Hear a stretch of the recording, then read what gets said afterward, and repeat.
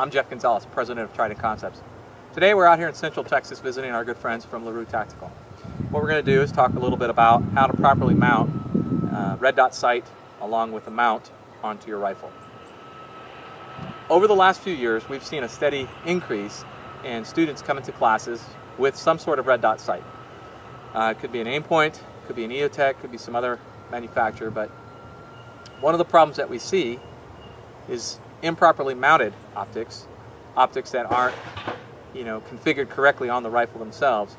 So what we want to try to do is just walk through a real simple process on how to attach the optic to the mount and then take that combination and attach it to the rifle.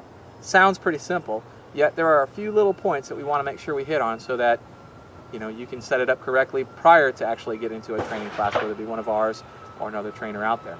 So what we're going to be working with, we're going to be working with an Aimpoint Micro T-1, and we're going to be working with the LaRue Tactical LT660 mount. So let's take a look at what tools we're going to need to do all of this. So what we're going to be talking about right now are some of the tools that you're going to need, along with some of the parts that come with the kit. So once you open up the actual mount kit, you're going to have a couple of parts here. You're going to have a 3/4 inch wrench, you're going to have an Allen tool, a small vial of Loctite, blue Loctite, an assortment of actual screws, the mount itself, and obviously you'll have your T1. Another thing that I want folks to remember to keep is the instruction card. That'll come in handy a little bit later as we start talking about how to do all of this. So the first thing I'll do is I'm going to start by taking one of the screws and applying a small drop of Loctite. Just a small drop. Alright, once I've got that, what I'm going to do is I'm going to go ahead and put the mount together, and a proper orientation is going to be with the knob and the throw lever or the locking lever both on the same side. This is a little tricky. You can do it a couple of different ways. You can actually use a long threaded screwdriver, which I am going to use to set it in that hole. Alrighty, and there it is. So all I'm going to do is I'm going to take the first one and just get it a couple of threads in, just so that it won't come out. That's good. Once I've done that, I'll take another screw, small drop of Loctite. I'll do the same thing. Actually,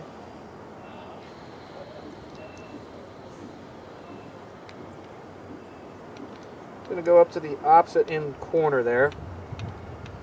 Get that on for a little bit.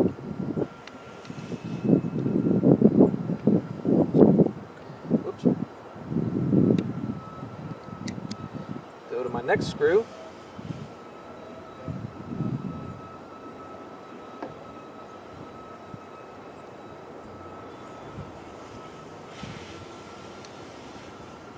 And do the same thing.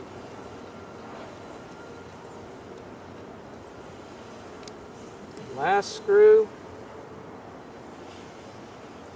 You don't have to put a lot of Loctite on here. In fact, you really don't want to. You want to keep it just to the minimum. Alright, so now that I got all 4 screws in place, what I'm going to do is just lightly tighten them. And just like I would a tire, I'm going to kind of rotate around to all of them, just to make sure that I get it sort of cinched down first. Once I've done that, make sure it's in there good, and I will go ahead and tighten this bad boy up. Once I get that one tight, move to the next one, sort of tighten that bad boy up, tighten that bad boy up, and the last one. Be careful that you don't over tighten this and strip those bolts, because they are a pain to get them out once you do. Now, like I said, I'm using a special screwdriver. You can use the Allen tool that comes in the kit. You can use an Allen tool key set. Whatever you're going to use, again, just be careful that you don't strip those threads once they're in there. Alright, so now that we've got it mounted correctly, we'll let the Loctite dry for a little bit, and then we're going to go ahead and go through properly mounting it to the rifle. So we'll take a quick break and we'll come back. Alright, so we're back after letting the Loctite dry a little bit. So that was the easy part. Now the hard part is going to be to go ahead and mount that onto our rifle. With modern day mil standard 1913 rail equipped rifles, you've got a lot of options. You've got the flat top receiver. You also got forends now that are equipped with the M1913 rails. So you got some options here. Let's talk a little bit about places that you want to avoid. I will tell people that the optimal location is going to be on the upper receiver itself. While some forends are, rated to mount optics to them, if you're not sure, then it's best to just kind of play the safe bet and go with the actual upper receiver. That will be sure. Now, in doing so, you also want to pay attention to where your backup iron sights are. You don't want to place this thing too far to the rear so that it would impede with you deploying your backup iron sights if they're a foldable type. The other thing to keep in mind is, are you going to be equipping this particular rifle with some sort of, either 3-powered magnifier or even a night vision optic of some sort?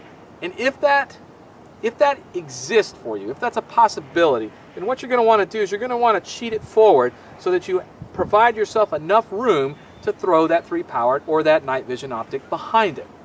So here what I'll do is I'm going to go ahead and mount my optic where I normally like to have them, which is going to be on the front edge of that forend of the upper receiver. It's right at the forward lip of the ejection port. So if you don't have the forend equipped with the mil standard rails, then you can just look at the front leading edge of that. What I'll do is I'll go ahead, prepare the mount. I'm going to go ahead and,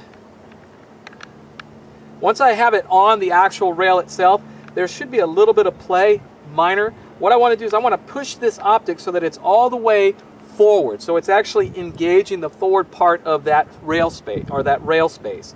Then I'm going to go ahead and throw my lever.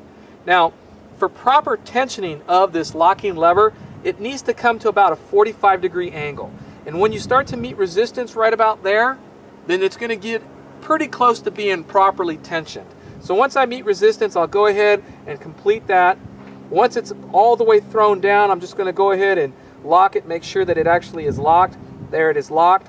Now the last step that I want to do is I want to go ahead and ensure that the optic is secure on the rifle. So I'll get a good grip on the rifle, and I'm going to attempt to move that optic.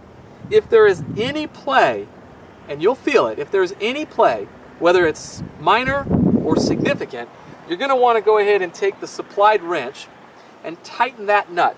This is the nut that I'm going to be tightening. And I want to make minor or small changes at first. So just a small little change, and then I would test to make sure it did it well enough. After that, I'll go ahead and make sure that it closes, locks, and then I'm done. You can take it to the range, go ahead zero. After you've zeroed, you should be good to go. All right, so that's how to equip the Aimpoint Micro T-1 with the LT660 mount. How to get it on the how to get it on the rifle itself to make sure it's properly located, and then to make sure that you actually have that locking lever properly tensioned. All right, so that should do it for this particular optic combination. We're going to move on to talking about an Aimpoint M4S, which is another common optic that we'll see in our classes. So let's take a quick break. We'll come back and deal with the M4S.